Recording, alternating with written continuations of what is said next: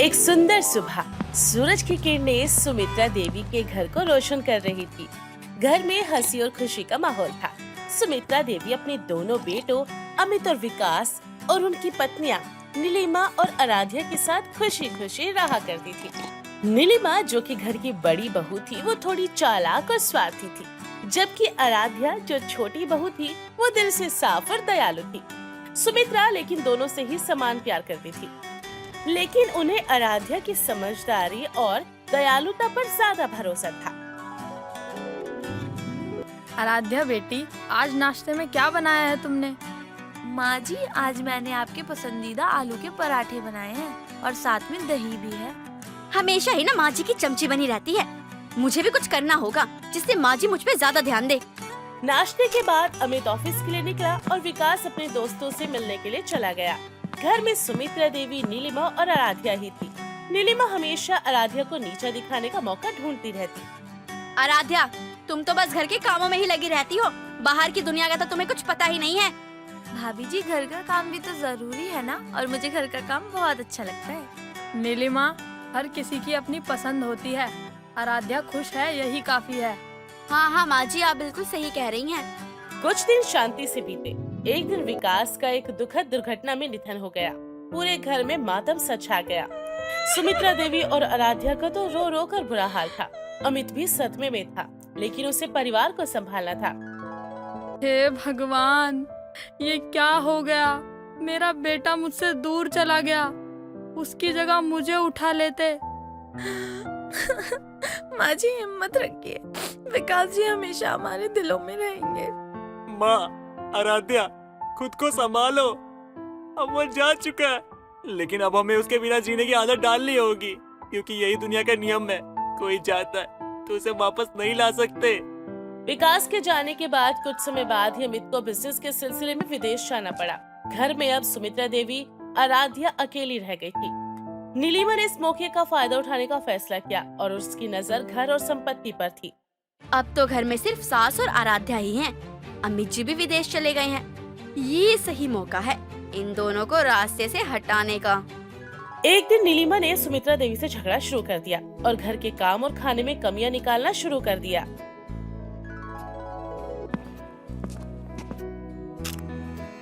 छी, ये क्या खाना बनाया है? इसमें तो नमक भी ठीक नहीं है। और ये घर कितना गंदा पड़ा हुआ है। और ऐसा खाना तो गली का कुत्ता भी ना खाए। कितना घटिया खाना बनाते हो तुम। क्या हो गया बहू तुझे? तू पहले तो हमसे ऐसे बात नहीं करती थी, आखिर अब ऐसा क्या हो गया? भाभी जी, माँ जी ने खाना बहुत अच्छा बनाया है और घर भी तो साफ है। चुप, एकदम चुप आराध्या। तुम तो हमेशा ही माँ जी का साथ दोगी। तुम दोनों सास बहू मिलकर मुझे बहुत परेशान करती हो। भाभी जी, आप कैसी बात कर रही हैं? क्या हो गया है आपको? अभी कहाँ कुछ हुआ है, अब तो होगा।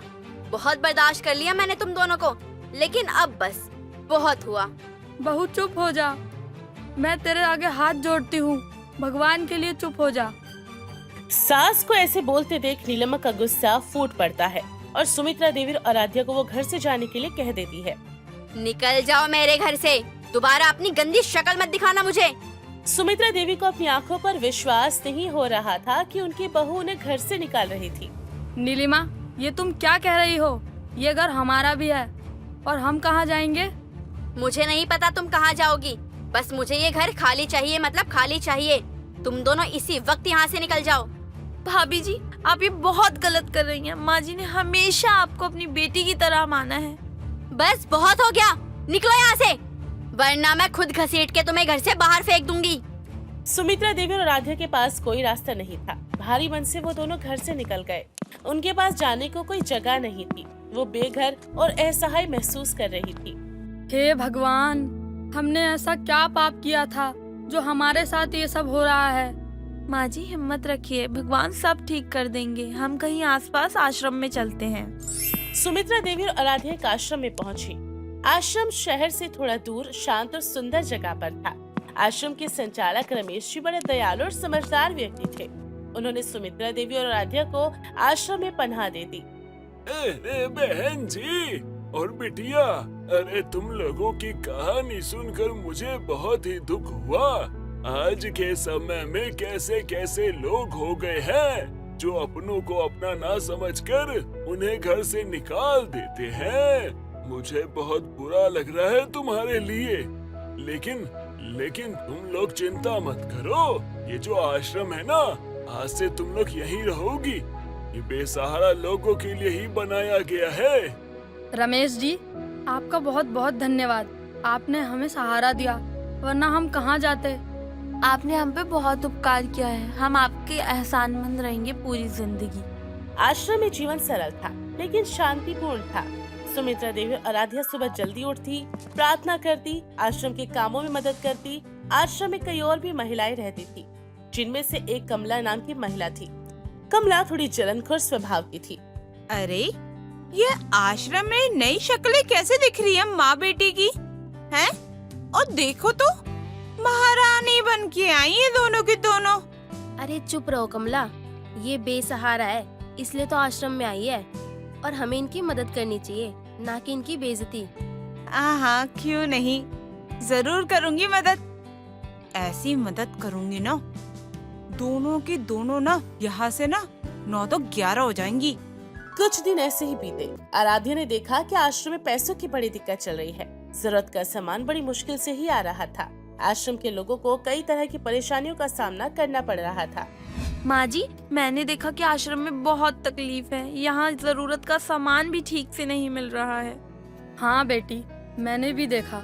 रमेश जी बहुत परेशान रहते हैं। आश्रम चलाना आसान नहीं है। माँ जी, मेरे पास एक विचार है। हम दोनों मिलकर कपड़े बनाना शुरू कर सकते हैं। मुझे सिलाई आती है और आपको कढ़ाई। हम सुंदर कपड़े बनाकर आश्रम के लिए पैसे जुटा सकते हैं। ये तो बहुत अच्छा विचार है बेटी। मुझे भी कढ़ाई करना बहुत पसंद है। हम जरूर मिलकर काम करेंगे। सुमित्रा देवी और आराध्या ने मिलकर कपड़े बनाना शुरू किया। आराध्या कपड़े सिलती और सुमित्रा देवी उन पर कढ़ाई करती। अपनी मेहनत और लगन से उन्होंने सारा काम किया। उनके बनाए कपड़े बहुत सुंदर और आकर्षक होते थे। माँ जी देखिए, ये कपड़ा कैसा बना है। बहुत सुंदर। तुम्हारी सिलाई और मेरी कढ़ाई मिलकर कमाल कर रही हैं। लोग जरूर पसंद करेंगे इसे। उन्होंने आश्रम के लोगों को भी अपने बनाए कपड़े दिखाए। सभी को कपड़े बहुत पसंद आए। रमेश जी ने उनकी मेहनत और लगन की बहुत तारीफ की। अरे बहन जी और बिटिया, अरे आप दोनों ने तो कमाल कर दिया। अरे ये कपड़े बहुत ही अच्छे हैं। इन्हें बेचकर आश्रम के लिए पैसे हम जुटा सकते हैं। ये सब आपका आशीर्वाद है रमेश जी। हम बस थोड़ा सा योगदान दे रहे हैं। हम पूरी ईमानदारी से काम करेंगे और आश्रम के लिए जितना हो पाएगा हमसे, हम उतना करेंगे। सुमित्रा और आराध्या ने कपड़ों को बाजार में बेचना शुरू किया। उनके कपड़ों की सुंदरता और गुणवत्ता की वजह से लोग उन्हें बहुत पसंद करने लगे। धीरे धीरे उनके कपड़ों की मांग बढ़ने लगी और उन्हें अच्छे पैसे भी मिलने लगे। रिश्ते में तो हम अपने पड़ोसी के बच्चे के बाप लगते हैं। नाम है देवी दयाल सिंह। लेकिन हम आपको देखकर बहुत खुश हुए, और आपके कपड़ों को देखकर और डिजाइन को देखकर ज्यादा खुश हुए। हमें बहुत अच्छा लग रहा है, बहुत ज्यादा अच्छा लग रहा है, और इसकी डिजाइन की तो तारीफ करनी बनती है। हाय तौबा, क्या कपड़े बनाती हैं आप। सच में मैं एक डिजाइनर हूँ, लेकिन आपके डिजाइन देखकर ना मेरा दिल खुश हो जाता है। वैसे खुश तो मैं इसको भी देख के हो रही हूँ। हाय, कैसी बात कर रही हैं? थोड़ा दूर रहिए मुझसे। अरे क्या दूर रहूं, आओ ना। अरे क्या बात कर रही हैं? अरे मैं कह रही हूँ आओ ना। आप पूछते हैं ना, आपके कपड़े बहुत अच्छे होते हैं, बड़ी सफाई से बनाती हो आप। अच्छा, ये सब छोड़ो, बहुत सफाई से काम करती हैं आप। मजा आ गया आपके काम को देखकर। और ये सब बनाती कहाँ हैं आप? कहाँ बनते हैं ये सब? हाँ बताइए ना, कहाँ बनाते हैं ये सब? हम आश्रम में रहते हैं और ये कपड़े माँ जी और मैंने मिलकर बनाए हैं। सुमित्रा देवी और आराध्या ने कपड़े बेचकर जो भी पैसे कमाए, वो सारे पैसे उन्होंने आश्रम में दे दिए। उन पैसों से आश्रम में जरूरत का सामान आना शुरू हो जाता है। आश्रम में खाने पीने और दूसरी सुविधाएं भी आ जाती हैं। आश्रम के लोग सुमित्रा देवी और आराध्या का बहुत सम्मान करने लगे। हमारे आश्रम के लिए आप दोनों ने जितना किया है वो बहुत है। देवी माँ का रूप बनकर आप लोग यहाँ आए हो ताकि हम जैसे लोगों को सहारा मिल सके। वरना मैं लोगों की जिम्मेदारी उठा तो रहा था, लेकिन मुझे समझ नहीं आ रहा था कि मैं आगे कैसे काम चलाऊं। कैसे सबका पेट भरूं? लेकिन आप लोगों ने जो किया बहुत ही अच्छा किया। आपके आने से ना आश्रम में खुशहाली सी आ गई है। भगवान आपको हमेशा खुश रखे। लेकिन कमला आश्रम की एक जलनखोर महिला थी, जो सुमित्रा देवी और आराध्या की तरक्की से और भी ज्यादा चलने लगी। अरे ये हो क्या रहा है? ये माँ बेटी ज्यादा आगे नहीं निकल रही हैं। पहले तो सब के सब मुझसे पूछने आते थे, कमला बहन ये बता दो, कमला बहन ये कर दो। लेकिन जब से ये दोनों की दोनों आई हैं, सबने तो मेरे पास आना ही छोड़ दिया है। इन दोनों माँ बेटियों ने मेरी खुशियाँ निकली है ना, अब मैं इनकी खुशियाँ ना निकलूं ना, मेरा नाम ना कमला नहीं है। और उसे उनकी इज्जत और प्रशंसा बिल्कुल भी अच्छी नहीं लग रही थी। उसने उनके बनाए कपड़ों को नुकसान पहुंचाने के लिए साजिश रचना शुरू कर दिया। बहुत ज्यादा शौक है ना इन दोनों माँ बेटी को कपड़े बनाने का, कपड़े देने का। इन दोनों को कैसे सबक सिखाया जाए? इज्जत उठ रही है ना, सारी की सारी एक बार में डूब ही जाए। अगर ऐसा ना किया ना मैंने, मैं भी ना कोई पड़ोसी की औलाद नहीं। हाँ नहीं तो। एक रात जब सब सो रहे थे, कमला चुपके से सुमित्रा देवी और आराध्या के कमरे में गई और उसने उनके बनाए हुए कपड़ों पर स्याही फेंकने की कोशिश की, लेकिन रमेश जी ने उसे रंगे हाथों पकड़ लिया। रमेश जी रात में आश्रम का चक्कर लगा रहे थे और उन्होंने कमला को कपड़े खराब करते हुए देख लिया। कमला, ये क्या कर रही थी तुम? क्यों कर रही थी? शर्म नहीं आती तुम्हें? ये क्या हरकत है? मैं तो बस बहुत हो गया। मुझे तुम्हारी बात नहीं सुननी। अरे नीचता की हर हद पार कर चुकी हो। अरे तुम औरत नहीं, तुम पिशाचनी हो। अरे नीचता की सारी हदें पार कर दी। अरे तुम्हें समझाया था ना 1000 बार, ऐसी हरकतें मत किया करो, लोगों से जलना छोड़ दो। लेकिन नहीं, अरे डायन भी 7 घर छोड़ती है, तुम तो उससे भी नीचे गिरी हुई हो। अरे जहाँ रहती हो, जहाँ के लोग तुम्हें अपना मानते हैं, उनकी जिंदगी खराब करने के लिए कोई मौका नहीं छोड़ती। मुझे माफ कर दीजिए, मुझसे बहुत बड़ी गलती हो गई। इस आश्रम को छोड़कर चली जाओ, इससे पहले मुझे गुस्सा आ जाए और मैं तुम्हें धक्के मारकर निकलवा दूं। उठाओ अपना सामान और निकलो। कमला को अपनी गलती का एहसास हुआ था, लेकिन अब देर बहुत हो चुकी थी। रमेश जी ने उसे आश्रम से निकाल दिया और आश्रम में फिर से शांति छा गई। सुमित्रा देवी और आराध्या ने मेहनत से मिलकर काम करना शुरू किया। माँ जी, हमें किसी की जलन से डरने की जरूरत नहीं है। हम अपना काम ईमानदारी से करते रहेंगे। हाँ बेटी, भगवान हमारे साथ है, हमें डरने की कोई जरूरत नहीं है। और आखिरकार उनकी मेहनत रंग लाती है। आश्रम में नई सुविधाएं जुड़ जाती हैं। आश्रम पहले से ज्यादा सुंदर और सुविधाजनक हो चुका था। सुमित्रा देवी और आराध्या की कहानी दूर दूर तक फैल गई। एक दिन एक न्यूज चैनल वाले उनके आश्रम में उनका इंटरव्यू लेने के लिए आते हैं। माँ जी, आपकी और आराध्या जी की कहानी बहुत ही प्रेरणादायक है। आप दोनों ने मुश्किलों हालात में भी हिम्मत नहीं हारी और आश्रम को एक नई दिशा दी। ये सब भगवान की कृपा है, हमने तो बस अपना फर्ज निभाया है। हम बहुत खुश हैं कि हम आश्रम के लिए कुछ कर पाए। न्यूज चैनल पर उनका इंटरव्यू दिखाया गया। उनकी कहानी वायरल हो गई। लोग उनकी ईमानदारी और मेहनत और दयालुता की बहुत तारीफ कर रहे थे। ये खबर विदेश में बैठे अमित तक भी जा पहुंची। ये तो माँ है और आराध्या, ये लोग आश्रम में क्या कर रही हैं? और ये सब चल क्या रहा है? अमित ने तुरंत भारत आने का फैसला लिया। उसे माँ और आराध्या की चिंता हो रही थी। जब वो घर पहुंचा तो नीलिमा घर पर नहीं मिली। नौकरी ने बताया कि वो कहीं पर चली गई है और वो घर में अकेली रह रही है। अमित को अब शक हुआ और उसने पूरी सच्चाई जानने का फैसला किया। तुमसे जो कुछ भी पूछ रहा हूँ सच बताना। आराध्या और माँ कहाँ हैं? क्या तुम उनके बारे में कुछ भी जानते हो? साहब, नीलिमा मैडम ने उन्हें घर से निकाल दिया था। वो दोनों आश्रम में रह रही हैं। क्या? ये सब नीलिमा ने किया है? उसने उनको घर से निकाल दिया और मुझे कुछ बताया भी नहीं। उसकी हिम्मत कैसे हुई? उसको तो बाद में देखता हूँ, पहले माँ के पास जाता हूँ। अमित सीधा आश्रम पहुंचा, जहां उसने अपनी माँ और आराध्या को देखा। उन्हें देखकर उसकी आंखें भर आती हैं। सुमित्रा देवी और आराध्या भी अमित को देखकर बहुत खुश हुई। अमित, तू कब आया? हमें तेरी बहुत याद आ रही थी। भैया, आप ठीक तो हैं? हमें आपकी बहुत चिंता हो रही थी। माँ ठीक तो हो ना आप? हाँ, और आराध्या, तुम ठीक हो ना? हाँ, नीलिमा ने आप दोनों के साथ इतना कुछ कर दिया और आप लोगों ने मुझे कुछ बताया नहीं। आपको बताना चाहिए था मुझे। क्या बात है, क्यों निकाला उसने आपको घर से? आप लोग मुझे सच बताइएगा। माँ, आपको मेरी कसम, बताइए मुझे। सुमित्रा देवी और आराध्या ने अमित को सारी सच्चाई बताई। नीलिमा की चालाकी और क्रूरता सुनकर अमित को बहुत गुस्सा आया। उसे अपनी पत्नी पर बहुत शर्म आई। नीलिमा नीलिमा नीलिमा, बहुत हो चुका है इसका। छोड़ूंगा नहीं से मैं। आखिर इसकी हिम्मत हुई तो हुई कैसे आपको घर से निकालने की? बहुत बुरा किया इसने आपके साथ। मैं इसे नहीं छोड़ूंगा। भैया गुस्सा मत कीजिए, सब ठीक हो गया है, हम बहुत खुश हैं। बेटा, नीलिमा को माफ कर दे। गलती हर किसी से होती है और अभी वो नादान है। अमित को अब सब कुछ पता चल चुका था। अब नीलिमा घर पर लौटती है और उसे अपनी गलती का एहसास भी होता है। उसे अपनी चालाकी और स्वार्थ पर बहुत पछतावा होता है। तुमने मेरी माँ के साथ जो किया है ना, उसकी सजा तुम्हें मिलनी चाहिए। और ये घर ना तुम्हारे बाप का नहीं है, ये घर मेरी माँ का है, मेरी माँ का। तुम होती कौन हो मेरी माँ को घर से निकालने वाली? कौन होती हो तुम? तुम्हारी इतनी हिम्मत हो गई कि तुमने मेरी माँ को घर से निकाल दिया। चलो अपना सामान बांधो और घर से बाहर निकलो, और फिर मैं देखता हूँ कि कौन तुम्हें अपने साथ रखता है। ना तो कभी अच्छी पत्नी बन पाई, ना बहू। और ये आराध्या, ये तो तुम्हें बहन मानती थी, तुम तो बहन बनने के लायक भी नहीं हो। घिन आती है मुझे कि मैं तुम्हारा पति हूँ। देखो, इससे पहले मेरा हाथ उठ जाए, निकल जाओ मेरे घर से।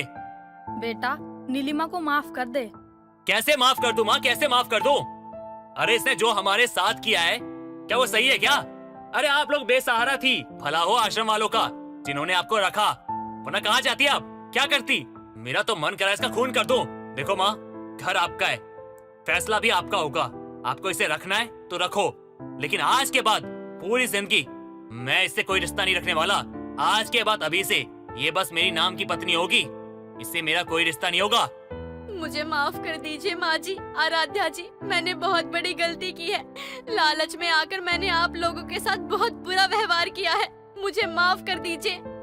कोई बात नहीं बेटी, गलती इंसान से ही होती है। मुझे बस इस बात की खुशी है कि तुझे अपनी गलती का एहसास हो गया। हम सब मिलके एक खुशहाल परिवार बनाएंगे भाभी। नीलिमा ने सुमित्रा देवी और आराध्या से माफी मांगी और सबने उसे माफ भी कर दिया। परिवार फिर से एकजुट हो गया और नीलिमा भी बदल गई। उसने स्वार्थ छोड़ दिया और सबकी इज्जत करना सीख लिया था। सुमित्रा देवी का घर फिर से हंसी खुशी से गूंज उठा। आश्रम में सुमित्रा देवी और आराध्या का नाम हमेशा ही सम्मान से लिया जाता रहा। उनकी कहानी आज भी लोगों को प्रेरणा देती है। मुश्किल हालातों में भी हिम्मत और ईमानदारी से काम करने से सफलता जरूर मिलती है, और परिवार का प्यार आपका सबसे बड़ा सहारा होता है। रुचिका ने अपने पति मयंक से अपनी मर्जी से शादी की। दोनों एक दूसरे से बहुत ही प्यार करते थे, लेकिन उन दोनों की शादी के खिलाफ थी मयंक की मां अनीता। पर रुचिका और मयंक दोनों इस बात से कोई फर्क नहीं पड़ने देते थे।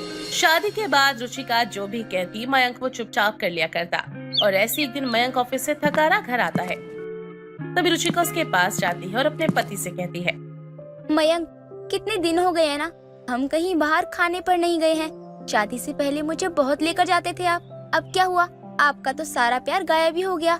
चलो ना, आज हम कहीं बाहर डिनर पर चलते हैं। और वैसे भी घर का खाना खा खा कर मैं बहुत बोर हो गई हूँ, इसीलिए आज हम बाहर का खाना खाएंगे।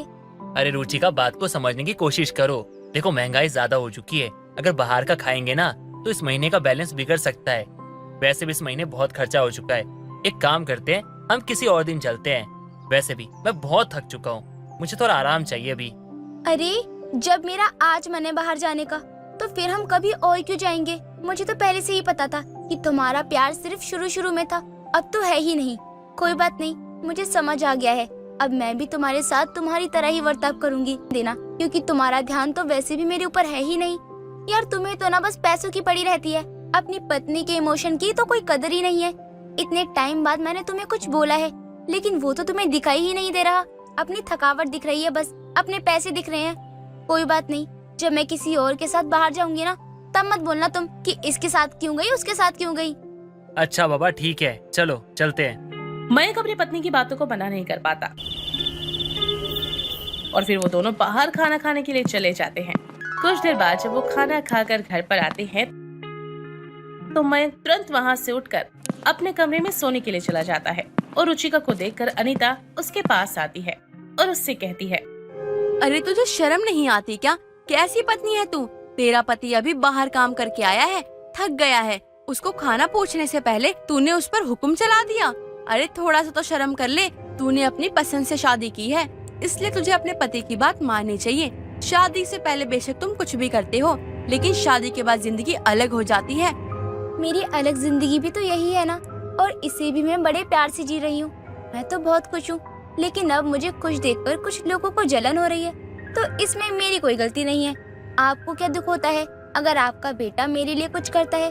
जब भी मेरे लिए कुछ करता है ना, तो आपका तो मुंह ही बन जाता है और तुरंत आप मुझे यहाँ सुनाने आ जाती हो।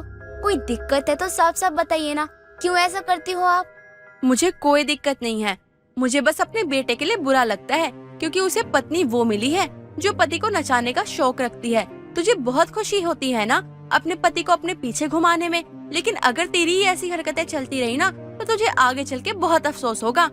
ये बात तो मेरी गांठ बांध ले। अनीता अपनी बहू को समझाती तो काफी है, लेकिन रुचिका कभी किसी की बात मानती ही नहीं। वो वही करती जो उसे सही लगता, और ऐसे ही कई दिन निकल जाते हैं। कुछ दिनों बाद रुचिका नहा कर आती है और तुरंत मयंक के पास जाकर बोलती है, मयंक सुनो यार, वो क्या है ना, मेरा शरीर बहुत दुख रहा है, तुम मेरे कपड़े धो देना। मैं धो नहीं पाई, अब माँ जी को तो बोल नहीं सकती हूँ। ठीक है, तुम चिंता मत करो, अगर तुम्हें दिक्कत है तो मैं कर दूंगा। ओ मयंक, तुम कितने अच्छे हो, तुम मेरा कितना ध्यान रखते हो। शादी के समय तुमने जो भी वचन दिए थे ना, जितने भी मुझसे वादे किए थे, तुम उन सभी वादों को बहुत अच्छे से पूरा कर रहे हो। मुझे बहुत खुशी है कि तुम मेरे पति हो। तुम जितना मेरा ख्याल रखते हो ना, उतना ख्याल मेरे माँ बाप ने भी नहीं रखा कभी मेरा। लेकिन मेरी किस्मत कितनी अच्छी है कि मुझे इतना अच्छा पति मिला जो मेरी छोटी छोटी बातों का भी बहुत ध्यान रखता है। मुझे कभी कुछ बोलने की जरूरत नहीं पड़ती। अच्छा सुनो ना मयंक, मेरे कपड़े धोने के बाद जरा मेरे लिए पास्ता बना देना। तुम्हारे हाथ का पास्ता ना मुझे बहुत ज्यादा पसंद है। ठीक है, मेरे लिए इतना तो कर ही दोगे ना तुम? ठीक है, तो एक काम करता हूँ, पहले पास्ता बना देता हूँ, तुम पास्ता खा लेना, जब तक मैं कपड़े धो लूंगा। मयंक हर वो काम करता रहता जो रुचिका बोलती, लेकिन रुचिका को जरा भी अफसोस नहीं होता कि वो अपने पति के साथ कैसा बर्ताव कर रही है। धीरे धीरे दिन निकल रहे थे।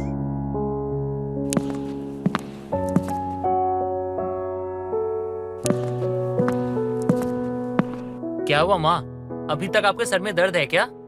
हाँ, थोड़ा दर्द तो हो रहा है, पर कोई बात नहीं, थोड़ी देर बाद ये तो ठीक हो ही जाएगा। तू जा बेटा, तू ऑफिस से आया है, थक गया होगा, नहा ले और मैं तेरे लिए कुछ खाने को बनाती हूँ। माँ आप आराम करो, रुचिका को बोल देता हूँ, वो बना लेगी। मयंक अपनी माँ से इतना बोलकर अपनी पत्नी के पास जाता है और रुचिका को खाना बनाने के लिए कह देता है। लेकिन तभी रुचिका अपना पलटवार करते हुए मयंक से कहती है, मयंक, मैं काम तो कर देती, लेकिन तुम्हें पता है ना कल मैं तुम्हारे साथ क्या करवाने गई थी, और अब मैं घर के काम करूंगी, बर्तन धोऊंगी, खाना बनाऊंगी, तो मेरे हाथ खराब हो जाएंगे। तुम तो कहते थे ना कि तुम्हें मेरे हाथ बहुत प्यारे लगते हैं, तुम्हारे ही लिए तो मैं ये सब करती हूँ। अगर ये मेरे हाथ अच्छे नहीं लगेंगे तो तुम्हें पसंद नहीं आएंगे। ऊपर से तुमने कल जितने पैसे लगाए हैं, जो बर्बाद किए हैं, इसलिए तो किए हैं ना ताकि मेरे हाथ अच्छे लगे, और मैं ये काम नहीं कर सकती हूँ। तुम ही बना लो ना खाना, वैसे भी तुम तो मुझसे बहुत अच्छा खाना बनाते हो। ठीक है फिर बना लेता हूँ।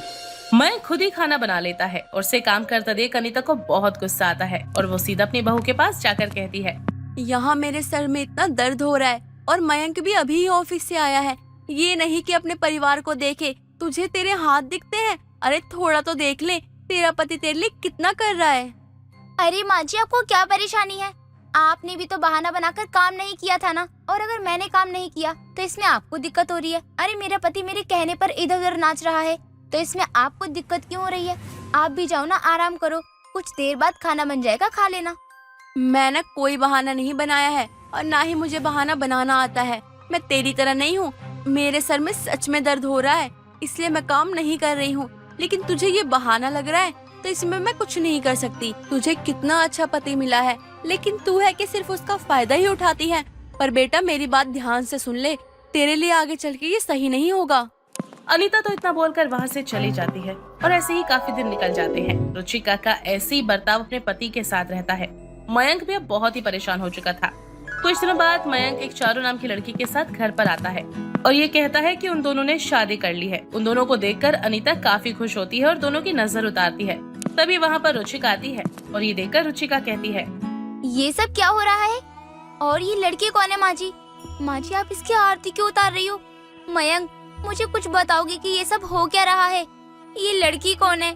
अच्छा अरे ये तो मेरी पत्नी है, मतलब दूसरी पत्नी है, शादी के इससे। क्योंकि तुमने तो पत्नी वाला कोई सुख दिया नहीं, नौकरानी बना के रखा था अपने पति को, तो अब नई पत्नी तो आनी बनती है। देख लिया, मैं तुझे समझाती रहती थी अपने पति के साथ इतना बुरा बर्ताव मत कर, आगे चल के तुझे परेशानी होगी। देख लिया ना अब क्या हो रहा है। अच्छे खासे परिवार को तूने अपने हाथों से अलग कर दिया है और अपने हाथों से अपने परिवार में आग लगा दी है। रुचिका अपने किए पर पछतावा करते हुए रह जाती है और परिवार छोड़कर वहाँ से चली जाती है, जिसके बाद वो किसी आश्रम में काम करती है और वहाँ के लोगों को संभालती है। प्रिया के ससुराल में हर कोई नॉनवेज खाया करता था, सिर्फ प्रिया को छोड़कर प्रिया के ससुराल में आए दिन नॉनवेज बनता। बेचारी प्रिया नॉनवेज बना बना कर गुस्से से आग बबूला हो जाया करती। ऐसे एक दिन सास मनोरमा प्रिया से मटन बनाने के लिए कहती है। प्रिया बहू, कई दिनों से हमने मटन नहीं खाया है, एक काम कर, आज तो मटन बना के तैयार कर दे, बहुत मन कर रहा है मेरा मटन खाने का। पर मम्मी जी, मुझे मटन बनाना नहीं आता है, क्योंकि मैंने आज तक मटन नहीं खाया है। अरे पर तुझे मटन बनाना नहीं आता इसका क्या मतलब है? अरे तू इस घर की बहू है और तेरी जिम्मेदारी है कि तू हम सबका ख्याल रखे। जाकर मटन बना ले। मम्मी जी, आप तो अच्छे से जानती हो ना कि मैं एक वेजिटेरियन हूँ, मुझे नॉनवेज खाना बिल्कुल भी पसंद नहीं है। और फिर आप लोग क्यों जबरदस्ती मुझे नॉनवेज बनाने को कह रहे हो, वो भी हर 2 दिन पर? इतना नॉनवेज कौन खाता है? हम खाते हैं और इससे ज्यादा मुझे कुछ नहीं जानना है। तुझसे जितना बोला जाए तो उतना कर। चुपचाप जाके YouTube से मटन की रेसिपी देख के मटन बना ला। मम्मी जी, आप मेरे साथ जिद मत करो, मैं घर का सारा काम कर देती हूँ, आप जाकर मटन बना लो। अरे तेरा दिमाग तो ठीक है ना, बहू के होते हुए मैं किचन में जाके काम करूँगी, तुझे शर्म नहीं आती क्या? अरे तूने बोल भी कैसे दिया ये कि मैं किचन में जाके काम करूँ? मम्मी जी, मेरा जी खराब होता है मटन को देखकर, अब प्लीज मेरे साथ जबरदस्ती मत करो, आपको जो खाना है आप खुद बना लो। मुझसे बहस करना तुझे महंगा पड़ सकता है, वरना तुझे मेरे गुस्से का पता नहीं है। बेचारी को मटन बनाना तो नहीं आता था, लेकिन सास की इज्जत के लिए YouTube के जरिए प्रिया अपने ससुराल वालों के लिए मटन बनाकर तैयार कर देती है। ससुराल वालों को प्रिया के हाथ का मटन बहुत पसंद आता है और वो प्रिया की खूब तारीफ करते हैं। प्रिया तो काम ना करने का बहाना ढूंढती रहती है। अरे इतना टेस्टी बनाया है तूने ये, और तू कह रही थी कि मुझे मटन बनाना नहीं आता है, पर ये ऐसा लग रहा है जैसे किसी होटल से मंगवाया है ये मटन। क्या करूं, मजबूरी में मुझे वो काम करना पड़ता है जो मैंने कभी नहीं किया। पर आप लोगों को समझ में नहीं आता कि मैं आज तक कभी मटन को हाथ नहीं लगाया, पर आज आप लोगों की वजह से मुझे ये सब करना पड़ रहा है। अरे प्रिया, बेकार में क्यों मम्मी पे भड़क रही हो? अरे मटन है, एक बार खा कर देखो, तुम्हें भी अच्छा लगेगा। फिर देखना तुम रोज बोलोगी कि मैं मटन खाऊंगी। नहीं रोहन, तुम ही खाओ, मैं जा रही हूँ अपना बाकी का काम देखने। ऐसे ही 2 दिन बीते नहीं थे कि प्रिया का पति रोहन प्रिया को चिकन करी बनाने के लिए कहता है। बेचारी पूरी तरह से परेशान हो जाती है और गुस्से में अपने पति से कहती है, रोहन, तुम्हारा दिमाग तो ठीक है ना? अभी 2 ही दिन हुए थे मटन बनाए हुए और आज फिर तुम चिकन करी बनाने के लिए बोल रहे हो। अरे मैं भी तो इंसान हूँ ना, मुझे जीना है। ये सब देखकर कभी कभी तो ऐसा महसूस होता है जैसे मैं कोई इंसान नहीं बल्कि कोई कसाई हूँ, कसाई। यार इतना कौन सोचता है, तुम्हारा दिमाग खराब हो चुका है सच में। वैसे एक बात बताऊं, जब तुम खाने लग जाओगी ना तो तुम खुद बोलोगी यार रोज बनाते हैं और रोज खाते हैं, ना तुम मंगलवार देखोगी ना ही कोई दूसरा दिन देखोगी। प्रिया को गुस्सा आता है और वो मजबूरी में किचन में जाती है और अपने पति और सास के लिए चिकन करी बनाने लगती है। देखते ही देखते कुछ दिन बीत जाते हैं। अब सावन का महीना लगने वाला था, इसलिए मनोरमा अपने बेटे रोहन से कहती है, रोहन देख, ऑफिस से आते आते कहीं न कहीं नॉनवेज मत खा लेना, क्योंकि सावन लग चुके हैं और सावन में नॉनवेज बिल्कुल नहीं खाना चाहिए। अच्छा ठीक है माँ, वैसे भी आपको पता है सावन में मैं नॉनवेज खाता ही नहीं। हाँ, क्योंकि सावन में शिव जी की पूजा करते हैं और पूजा पाठ करने वाले लोग ये काम नहीं करते हैं। ऐसे ही सोमवार के पहले सोमवार में मनोरमा व्रत रखती है और 2 दिन बाद प्रिया अपनी सास से बोलती है, मम्मी जी, मुझे ना नॉनवेज खाने का बहुत मन हो रहा है, आज मंगवा दो ना आप। अरे तेरा दिमाग तो ठीक है ना, सावन में नॉनवेज कौन खाता है? और तू तो नॉनवेज खाती नहीं थी, फिर अचानक से तेरा मन क्यों करने लगा नॉनवेज खाने का? अरे मम्मी जी, पता नहीं क्या हो गया है। मुझे वैसे तो नॉनवेज बनाने की आदत थी, पर अब जब से नॉनवेज बनाना छोड़ा है तब से मुझे नॉनवेज खाने का ही मन करता रहता है। तो मम्मी जी प्लीज आप मंगवा दो ना मेरे लिए। व्रत तो आप कर रही हो ना, मैं थोड़ी ना। अरे बहू, चाहे व्रत तू करे या मैं करूं, इससे फर्क नहीं पड़ता है। लेकिन सावन में नॉनवेज नहीं खाया जाता है, इससे पाप लगता है। अरे मम्मी जी, चाहे नॉनवेज सावन में खाओ या किसी और महीने में खाओ, पाप लगेगा तो लगता ही रहे, और वैसे भी लगेगा ही, क्योंकि हम तो किसी जीव को मार कर ही अपना पेट भर रहे हैं ना। ज्ञान की बातें अपने पास रख। मैंने तुझे मना कर दिया मतलब मना कर दिया। नॉनवेज नहीं खाना है मतलब नहीं खाना है। पर मैं तो खाऊंगी, चाहे कुछ भी हो जाए। प्रिया भी जिद पर बैठी थी। उसे सावन के महीने में ही नॉनवेज खाना था, इसलिए वो अपने लिए ऑनलाइन चिकन मंगा लेती है और कमरे में बैठकर आराम से खा रही होती है। तभी वहाँ पर सास आती है। ये सब देख कर वो गुस्से में आग बबूला हो जाती है। सास अपनी बहू को खींचकर थप्पड़ मारती है और कहती है, हे भगवान, सत्यानाश हो तेरा। अरे क्या मिल गया तुझे ये सब करके? मेरा धर्म भ्रष्ट कर दिया तूने। पाप मिलेगा अब तुझे। किससे पूछ के तूने नॉनवेज मंगवाया है घर में? देखो, मेरे सामने ना पंडित बनने की कोशिश मत करो आप। सावन आते ही आप पुजारन बन जाती हो, और सावन के जाते ही आपके अंदर का हैवान जिंदा हो जाता है। अरे क्या मिलता है किसी को मार के खाने के लिए? इस दुनिया में भगवान ने और भी चीजें बनाई है, वो खाओ ना। तभी वहाँ पर रोहन आता है और रोहन अपनी माँ और बीवी की लड़ाई को देखकर बोलता है, वैसे सच कहो ना प्रिया, गलती तुम्हारी है। जब माँ ने मना किया था कि नॉनवेज नहीं आएगा तो क्यों मंगवाया तुमने? क्योंकि मेरा मन कर रहा था खाने का। जब आप लोगों का मन करता है तब आप लोग कहते हो ना, ठीक है। वैसे ही आज मेरा मन कर रहा था, इसलिए मैंने नॉनवेज खाने के लिए मंगवाया है। रोहन अपनी बीवी को मेरी नजरों से दूर कर दे। इसने पूरे घर को भ्रष्ट कर दिया। अब समझ में नहीं आ रहा मुझे कि मैं क्या करूं। पता नहीं शिव जी मुझे क्या ही पाप देंगे। क्या पता मुझे अगले जन्म में मुर्गी बना दे और कोई मुझे काट के चिकन तंदूरी बना के खा जाए। वो तो आपको वैसे भी बनाकर खाया जाएगा। क्या लगता है आपको मम्मी जी कि आप अगर सावन के मौके पर चिकन मटन नहीं खाओगे तो इससे आपको पाप नहीं लगेगा? ऐसा बिल्कुल भी नहीं है। आपने और रोहन ने बेचारे उन मासूम जीवों को मार कर जो किया है ना, उसकी सजा आपको जरूर मिलेगी। प्रिया की बात सुनकर सास और रोहन दोनों खुद पर शर्मिंदगी महसूस करते हैं और प्रिया उन दोनों से कहती है, वैसे मैंने ये जो कुछ भी किया है ना, वो एक ड्रामा था। मैं आप लोगों की तरह पापी नहीं हूँ। मैं किसी को मारकर अपना पेट नहीं भर सकती। आप ये जो देख रहे हैं ना, ये चिकन नहीं है बल्कि सोयाबीन की चाप है, और वो तो मैं बस जानबूझकर आपके सामने ड्रामा कर रही थी। माँ प्रिया बिल्कुल सही कह रही है। सावन में खाया जाए नॉनवेज या फिर सावन के बाद या पहले, लेकिन इसके लिए किसी पशु की हत्या करके खा रहे हम, वो तो गलत है ना। इस तरह से रोहन और उसकी माँ को समझ आता है कि किसी को मारकर खाना किसी पाप से कम नहीं है, चाहे वो पाप सावन के मौके पर हो या फिर कभी और। इस बात से कोई फर्क नहीं पड़ता, क्योंकि पाप तो पाप ही होता है। दोस्तों, अगर आपको ये कहानी पसंद आई तो इसे लाइक करें, शेयर करें और कमेंट करके बताएं कि कहानी में आपको सबसे अच्छा क्या लगा।